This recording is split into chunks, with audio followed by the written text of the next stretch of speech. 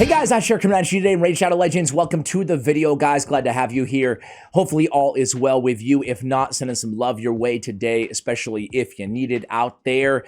Today, we're going to do something that we've never done on the channel before. Exciting times here, boys and girls. We're going to go ahead and I picked out some of the worst reviewed legendaries in the game. You know, the in-game reviews that I actually disagree with. So maybe a controversial video because I'm gonna talk about some champions that obviously you guys hate, or at least some of you guys hate. Looking for problems where none exist. But I do not. Hopefully you have some of these champions maybe sitting in the vault, and maybe, just maybe, I can talk you into them a little bit as well. So without further ado, we have about, I don't know, 10, 11, 12-ish on the list here.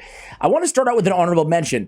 A video that we released literally yesterday, okay? Yesterday, we did a video on Kira the Watcher, who is now a permanent legendary fusion, or better, better to say a part of a mythical fusion, permanent mythical fusion in the game. You forgot. You did write it yourself. You could take her, you could upgrade her until you have no more need for her, if you're a progression player, certainly, and then you could upgrade her as part of the fusion to a mythical champion. Her reviews are pretty low, I would say, and I think she's quite a bit better than this. So, honorable mention for Kira, but we talk all about her in yesterday's video in case you missed that, why I'm a big fan of this champion. All right, but getting to the main list here, guys, I'm going to start with a champion who I haven't covered a ton here on the channel, but I did do a video where I upgraded random legendaries, and Killian the Lucky, Kira was one of them as well, but Killian was one of them, and man, I've been sitting on Killian the Lucky for, well, a long freaking time in this game. Move on, you're blocking my view. Let me make myself a little bit smaller here. There we go. Dude, he was sitting in the vault. He was a vault lord, a vault guard, S-tier vault champion for me for a long time. And you know what? Maybe just a little bit of the St. Patrick's Day spirit earlier this year. I invested in Killian, and let me tell you, he's really not that bad, guys. He's an attack-based champion with a lot of defense, 1266, not so much on the HP. On his charmed, first of all, his reviews are bad. He gets a 4 in Faction Wars and then 2s and 3s everywhere else in the game. Yeah, whatever. But let me tell you, man, this guy's very cool. He actually got a pretty significant buff about a year and a half ago, and I feel like a lot of these well, actually, what, maybe a 2 or 3 on the list, maybe 4 have received buffs, and I feel like some people they see the news, right? They miss the news that their champion that's sitting in the vault got buffed. He's got the semi-charmed life. No, third eye blind. Anybody? No. Hello? Any? Our lines have been cut. So, semi-charmed life. 2 of the following buffs on this champion at the start of each turn. Increase attack, block damage, strengthen, increase crit damage, crit rate, and increase accuracy. You can't plan on having any of these buffs. You can't build him accordingly. But it's a really cool passive that he gets 2 of those at every single turn, okay? He has Head Ringer, which is a 2-turn stun on a 3-turn cooldown, and he's stealing 50% of the target's turn meter. He resets the cooldown of this skill if it's killed, the target's killed, and he actually has pretty decent multipliers. So you can 2-turn stun or kill somebody, reset the cooldown, steal half their turn meter at the same time. It's a great ability, man. And then he's got an AoE block active skills. This guy can be a nuisance to deal with in the arena. He can also be a pretty good control champion in Doom Tower waves or progression waves anywhere in the game. So I'm actually a fan of Killian the Lucky. Moreover, on his A1, a 2-time hitter, each hit has a 50% chance, 55 with sniper, of landing the big version of decreased speed, but we're not done yet. Each hit also has a 55% chance with sniper of stealing 30% of the target's turn meter. So we can get a 60% turn meter steal off the A1? I mean, it's really when you put the A1 in there too that you're like, wow, man, this guy's actually pretty dang good, right? You can use him in Fire Knight. I mean, anyway, I'm a big fan of Killian the Lucky. Any enemy that's susceptible to turn meter, steal or reduction, he's got it, right? Very, very cool champ. Okay, we spent a long time talking about Killian the Lucky here, huh? Let's go next to a champion who I've actually spoken about quite a bit. He's a high elf, right? Yeah. It is none other than Lonatharil. Lonatharil is a champion. I have no idea why he gets hate. He's got all 3s and below, but he's a really competent, really solid ally attack option out there. There's no other ally attacker in the game that you go look at their reviews and they're all 3s. I don't get why people hate on this guy. Cause they are jealous. He's got a lot of HP, an HP-based champion. I think he's a previous fusion in the game or a fragment summon. He's got destroy max HP and a shield on his A1. On his A2, it's an AoE with a shield on all allies. 3 turns equal to 20% of his max HP. And again, he has a lot of HP. If there are dead allies, a shield on all allies for 3 turns, and a 30% of this champion's max HP is at 20, and it can't be removed or stolen or is protected, right? On his A3, we get the finest hour. It's an increased crit damage on all allies for 2 turns, then teams up with not 1, not 2, not 3, but all allies to attack a single enemy. There's not that many all allies join ally attackers out there in the game. He's got it, and the increased crit damage helps mitigate for that damage reduction on ally attacks, man. I mean, this guy's really solid. 20% more damage against targets under shield buffs as well. HP in Doom Tower battles by 35%, one of the higher HP in Doom Tower battle aura leads. So yeah, man, I mean, what more do you want in a great ally attacker? He can be a fantastic option for ally attack in really any area of the game because he's so tanky as well, specifically against magic affinity Doom Tower bosses. So Lonatharil. I always struggle with his name, man, even more so than the other 800 names in the game. I don't know why, but I do. Say my name 3 times. Lonatharil. What do we got here tonight, kids? Now we can go to Sacred Order because it's Holsring. I mean, now we're getting into the twos. And let me tell you, I released a video maybe 2 years ago talking about I maxed Raid's worst champion, right? And I invested in Holsring because I thought the dude looked really cool. I love the smoke monster vibes. You guys know we've used the meme now from Lost 100 times here, but we're going to use it again. Nope. Mr. Echo and me both like Holsring. You know why? Because he did so much more damage than I was ever anticipating. He's got a increased attack on himself on the A1 as a 2-time hitter. He's got a 3-time hitter ignoring defense on targets under Hex. And then he has a 4-time hitter on a 4-turn cooldown, placing Hex, stealing Turn Meter depending on the faction. And if this champion's Turn Meter is at 75% more after the steal, he's got a perfect veil. You put that all together with his passive, Hunter's Guile. If this champion attacks 2 targets under Hex during the same turn, aka his A1 ability, places a perfect veil on the champion for 1 turn, will not count on counter attacks. Increases critical damage by 30% when attacking under said perfect veil. All I have to say, guys, is if you're looking for a boss killer, look no further. Between the ignore defense, between all of the multi-hit abilities, this guy's a beast for Fire Knight. He's a beast for clan boss, Demon Lord specifically, and just really good against bosses, man. Like, he can deal some really insane damage. Also a good Hex applier to single targets. Again, he's a boss killer. And yeah, I was really impressed with Holsring's damage, considering he has no AoEs in his kit. All right, the most controversial one in the whole video, I'll get it out of the way with, is Pyxniel, man. Oh, here he goes again, talking good about Pyxniel. What a noob. What a noob Ash is. Pyxniel, the downside is the books are ridiculous, man. No one's booking up Pyxniel's A1 unless you're the biggest whale in the game. It's ridiculous. It's stupid. Get rid of it, Plarium, please. Are you talking about money? I don't think they've ever gotten rid of books levels on a skill. But this is just the dumbest, man. Specifically only for damage on an A1 that doesn't deal much damage. Come on, man. That's awful. That being said, everything else about her is so much better than upon her release, okay? She was a Christmas fusion 2 years ago.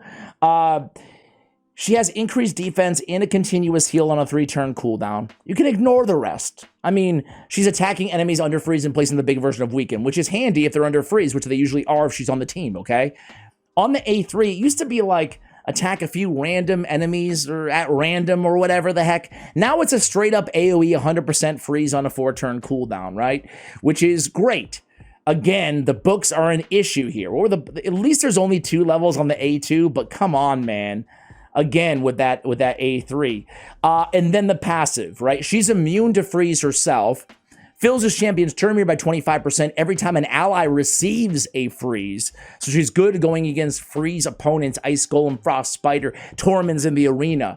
At the end of each enemy or ally turn, this is the active effect, which is on a 5-turn or a 2-turn cooldown if you book her, okay? The rest of it is just passive. There's no cooldown on her immunity to freeze and the turn meter fill. At the end of each enemy or ally's turn, removes all freeze debuffs from all allies. I have to say, man, you put that all together, resistant all battles by 60, it's really not a bad kit. She's a good freeze and anti-freeze champion all at the same time with a good support ability with increased defense and continuous heal on the same ability. Moreover, she can be a good debuffer on said control units with her weaken. So, yeah, man, it's just a shame on those books. They did do a good job buffing her, but the books really suck on her. It's hard to justify, but she's not as bad as, what do the reviews say now? Yeah, she's not this bad. I mean, I don't know. I want a genuine question to you guys. Genuine question. Let me know in the comments. How much do you hold skill tomes and books against a champion? Another way to ask that, how much do you factor in books on a legendary? Meaning, do they have to be really good for you to book them? Or if you see a lot of books on a champion that you'd otherwise think is really good, do you just pass on them? I'd love to hear from you guys on that. Anyway, guys, let's keep it moving here. We have, next up is a big one, and it's Gurptuk Mossbeard, not Guurda bogbrew. We'll get to her later. Gurptuk Mossbeard, man. I mean, this guy's really solid, specifically Hydra clan boss.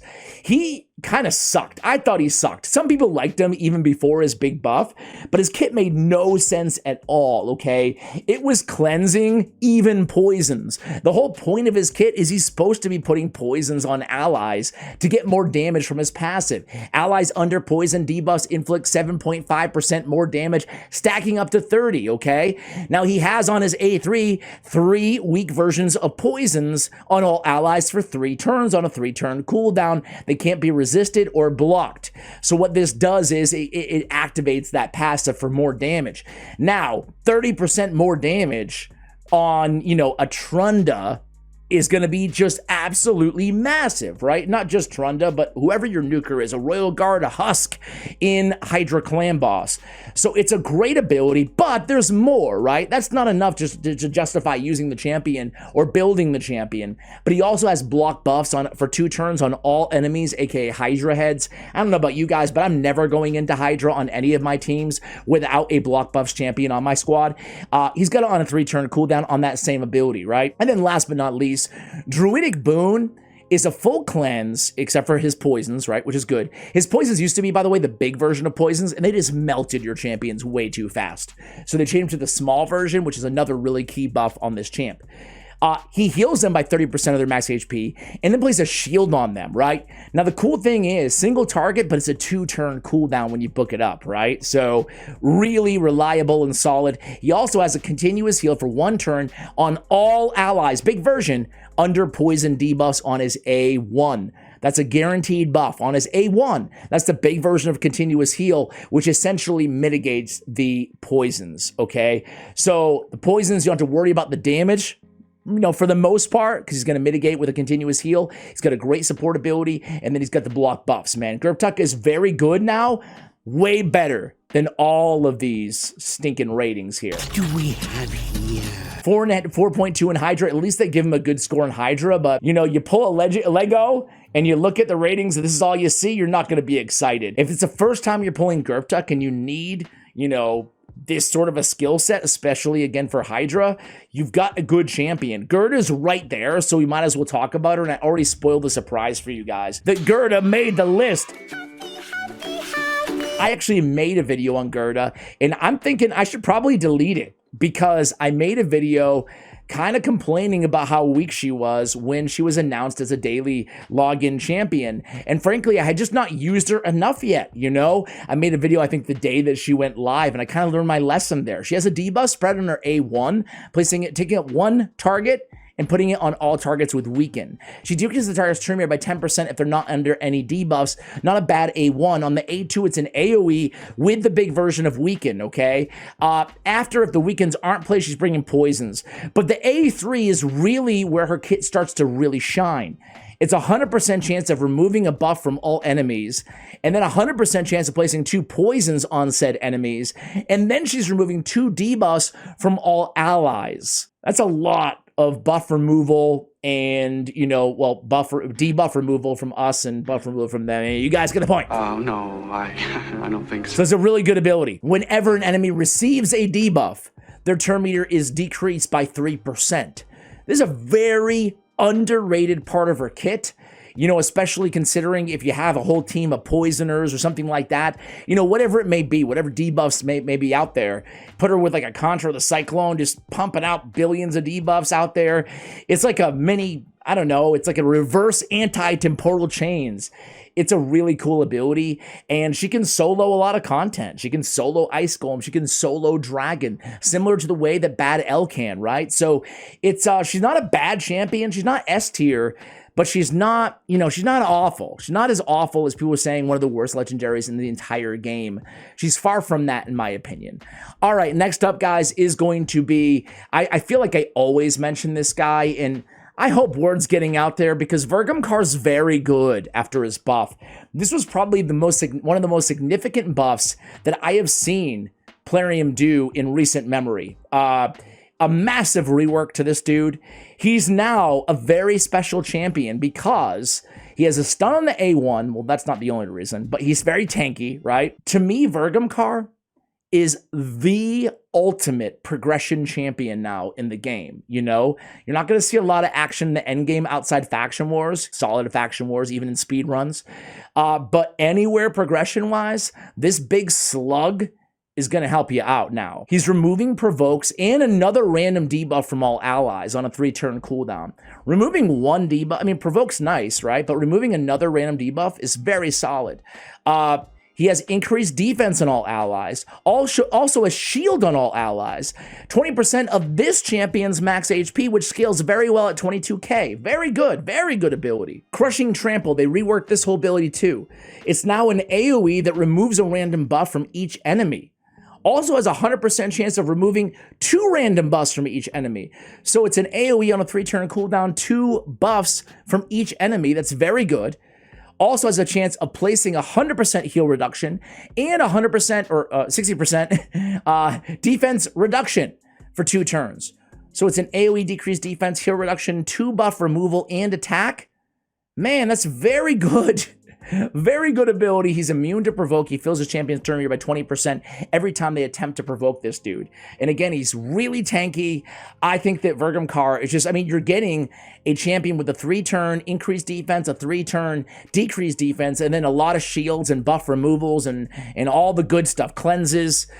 Very, very good progression champion now, man. Vergumkaar. Okay, next up, guys, is going to be Warchief, man. Warchief is the best provoker in the game, for my money. I don't think it's close. So here's the deal, right? He's a legendary that doesn't need to be buffed, that doesn't need to be balanced, in my opinion, you know? He's very one-dimensional, but that one dimension he has is better than any other champion in the game. Why do I say that? He's got a triple hitter with a 35% chance of placing provoke for 1 turn, okay, on his A1. Solid. On his A2, though, Marauder. This is where it's at, guys. It's a 2-turn cooldown. 2-turn cooldown when booked. Places a provoke for 3 turns. So he's placing a 3-turn provoke on a 2-turn cooldown. Heck, if you want to save your books, you don't even have to book it out because it's 3 turns on a 3-turn as long as he's fast enough, right? He has a little reflect damage built in there. It's nothing that crazy. But man, if you're looking to lock down, you know, a random Hydra head maybe, or for example, the Magma Dragon, he's the best bet, man. He's the best bet. Not a lot of utility outside of that, but definitely the best Magma Dragon provoker in the game. Not even close for my money. All right, guys, Orc time. Teela, man. Teela goremane. You might say these ratings aren't as bad, or these reviews, if you will, aren't as bad as some of the others we've mentioned, but it just speaks to how good Teela is now. She's closer to a 5. She's arguably better than any champion that we spoke about so far in today's video. 22k base HP, 1222 defense. She got this massive rework, and she went from, I would say, maybe underrated average, you know, C tier, to me, S, maybe S+. On her A1, she steals a random buff from the target, has a 50% chance of stealing another random buff if they're under 2 or more buffs, which makes sense. On the A2, it's an AoE, 100% burn for 2 turns on a 3-turn cooldown that you don't have to book to get to 3 turns. And then we get the big version of continuous heal on all allies too.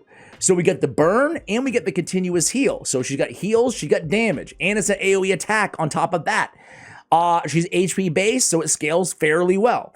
Another AoE on Lifeworm, her A3 now, it's an AoE, 100% chance of increasing the duration of burns. She's also placing a leech and a hex for 2 turns. She can be used to solo content almost anywhere in the game. She's insanely good in terms of damage and support vis-a-vis the leech, vis-a-vis the continuous heal and Hydra clan boss. Teela goremane, you can't sleep on her anymore, guys. She's very, very good, and obviously, not a lot of people have adjusted to the newly buffed Teela. All right, guys, we got 3 more for you. Okay, this one I'm going to be quick on because I don't think that many people have him. Maybe let me know if you do. You guys know how I perennially.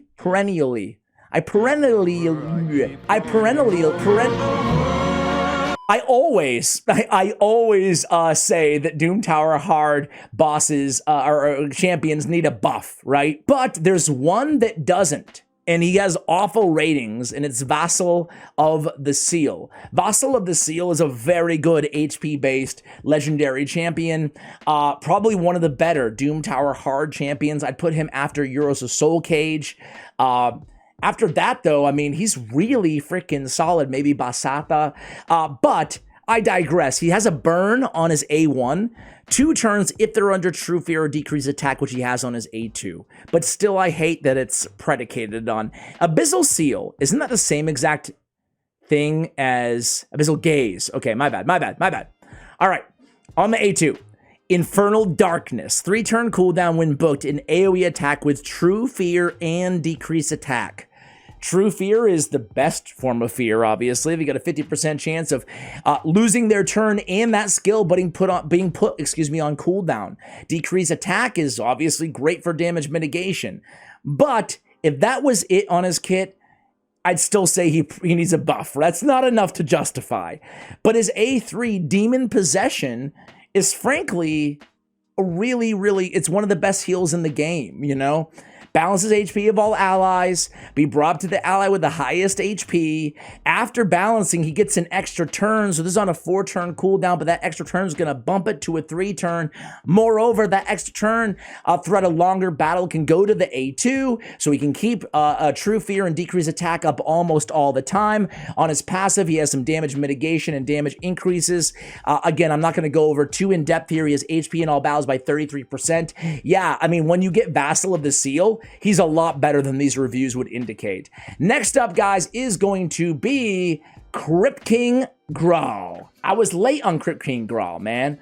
Look at these ratings. You'd think you just pulled the worst champion in the game. Not really, but up there. You wouldn't be happy if you knew nothing about Raid Shadow Legends and you just pulled here, man. And you just looked here. You'd be like, oh man, this guy sucks. No. Au contraire. Crypt-king's actually really solid and unique. He's got a decreased defense on his A1, 100% chance if they're under burn or freeze. On his A2, a 3-turn cooldown has a 100% chance of placing an HP burn. On his A3, another AoE attack places freeze for 1 turn and a burn for 3 turns on targets already under the burn, which he has on his A2. The only difference is these burns, the one that lasts for 3 turns now, can't be resisted. So my man CCing everybody, He's burning everybody. He has good survivability, great speed, HP in all battles by 33%. Another solo-esque champion, particularly very good in Ice Golem. Ice Golem hard, can solo some of that content. Really good burner, you know, burn and more burn, right? Can be capable in Hydra as well. All right, guys, next up we have only one more. And I'm going bottom of the barrel for this one, guys. The proverbial bottom of the barrel. I'm going to make everybody hate me with this one, but I stand by it. I'm not trying to be cute here. It's Nobel. Yeah, I invested in Nobel. I'm the one. I'm the one. You are cute. You are cute. Me and these other 1,413 people who left reviews. Man, they hate Nobel. You guys hate Nobel. Nobel's gotten not one, but two pretty substantial buffs. Maybe everybody slept on the new Nobel, or maybe everybody still hates him. I'm just not one of them. I'm not sitting here saying that Nobel is an S-tier champion, but I think he does get a lot more hate than he deserves. I'm actually going to pull up his multipliers here to help aid my argument as well here. Okay, we have it. So, what does he do? You probably forgot because it's changed so much, right? On his A1, Smell Fear attacks one enemy, 50% chance of decreasing the duration of 2 random buffs on the target by 1 turn. If there's Fear or True Fear, it gets bumped up to 75% chance of decreasing all of the target's buff by 1 turn instead. 1 turn sometimes is all you need. But what I want to tell you about this A1 is it has one of the highest multipliers out there in the game at a 3.9 damage multiplier. So this can be a really good ability just as an A1 against bosses or on an ally attack team or a counterattack team. On the A2, Harbinger, it's a 2-turn cooldown, okay? 2-turn cooldown with a 3.4 multiplier, attacks one enemy, ignores 30% of their defense, fills his champion's turn meter by 25% after the attack. If the target's under Fear or True Fear, decreases the cooldown of the A3 by 1 turn. So again, the 3.4 multiplier on a 2-turn cooldown with 30% target's defense ignore actually smacks, actually hits hard. On the A3, this is Dismay. Dismay has a 4 multiplier. His base attack is 1553. It scales pretty well. It's an AoE attack, 100% chance of decreasing each target's turn meter by 50%. That's good. An AoE nuke that if it doesn't kill him, decreases turn meter in half. If there are enemies under Fear or True Fear, those will also fill this champion's turn meter by the amount all those enemies lose. So basically a full turn meter fill. On the passive, whenever an enemy's turn meter is fully depleted by any champion, has a 100% chance of placing True Fear debuff on that enemy for 1 turn. There's no cooldown here. So here's the downside of Nobel. The downside is, you look at his abilities, he's not bringing Fear or True Fear except for the passive. But he is bringing a lot of turn meter here on the A3, a 3-turn cooldown. He is bringing a lot of damage, right? And he has that really cool passive. So I can't wait till they buff Fortis, because I think he and Fortis and maybe another, like Elder Skarg or something, would be a very cool. I really want a Fear meta. Maybe it's because Halloween is around this time of this recording, but I really want a Fear meta in the game, and I think that Nobel could really excel in a Fear meta. What about you guys? I'm sure the common response here, 3.9, 3.4, and a 4.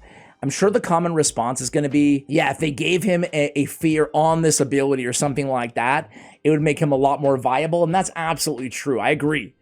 But I mean, if you're looking for like a turn meter filler, turn meter depleter, nice damage, and a really cool passive, if you pair him with other turn meter depleters, right, you can get some really nice synergy of them losing turns and turns and turns and abilities at the same time. So again, I don't think he's an S-tier champion, but I think he's one of the cooler champions in the game, and I just hope he's viable someday, like super viable on a meta team with Fears and True Fears all over the place. Guys, that's going to do it for the video. Thank you you for watching. What about you guys? Is there any champion out there that has bad reviews in the game that you've always been a fan of? Or maybe just a champion that people talk smack about all the time that you're a defender of, like me and Nobel and Pyxniel? Guys, we're going to end it there. Much love, and as always, take care, guys.